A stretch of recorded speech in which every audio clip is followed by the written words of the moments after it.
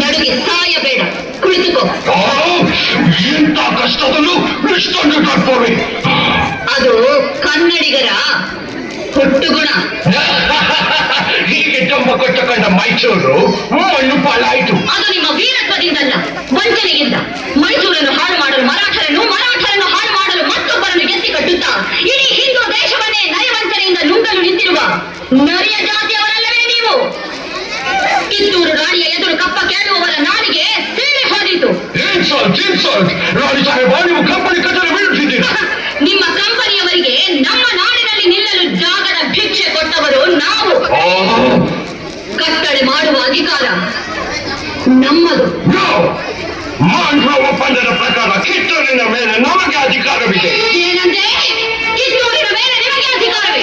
ಕಿತ್ತೂರು ನಿಮ್ಮಪ್ಪ ಸ್ವಾತಂತ್ರ್ಯ ಗಳಿಸಿದ್ದ ಆಸ್ತಿ ಏನು? ಜಂಜಲು ನಾಯಿಗಳಿಗೆ ರೊಟ್ಟಿಯನ್ನು ಚೆಲ್ಲಿ ಅಂಜದೆ ಮನೆಯೊಳಗೆ ನುಗ್ಗಿ ವಂಚನೆಯಿಂದ ಕೊರಳು ಕೊಯ್ಯುವ ಸ್ವಭಾವ ಕನ್ನಡಿಗರದಲ್ಲ. ಹೋಗು, ನಿನಗೆ ಜೀವದಾನ ಮಾಡಿದ್ದೇನೆ. ಚಂದಮ್ಮ, ನೀನು ಶ್ರೀಮಂತರ ಮೇಲೆ ಕುಳಿತು ಬೇಕೇನು ಮಾತಾಡುತ್ತೀಯ? ಬದುಕುವ ಆಸೆ ನಿಮಗೂ ಇಲ್ಲ, ನಿಮ್ಮನ್ನು ಉಳಿಸುವ ಆಸೆ ನಮಗೂ ಇಲ್ಲ.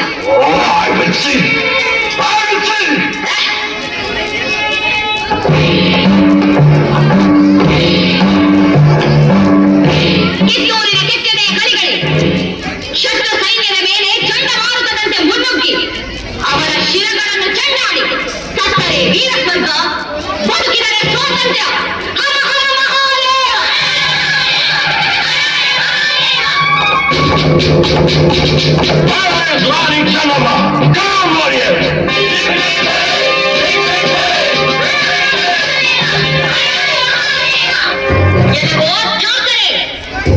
ಕಿತ್ತೂರನ್ನು ನುಂಗಿ ಹಾಕಲು ಬಂದು ನಿಂತಿರುವ ನಿನ್ನ ನೆತ್ತರವನ್ನು ಹೀರಲು ಹಸಿದು ಸಿದ್ಧವಾಗಿರುವುದೆಂದ ಈ ವೀರ ಖಡ್ಗ.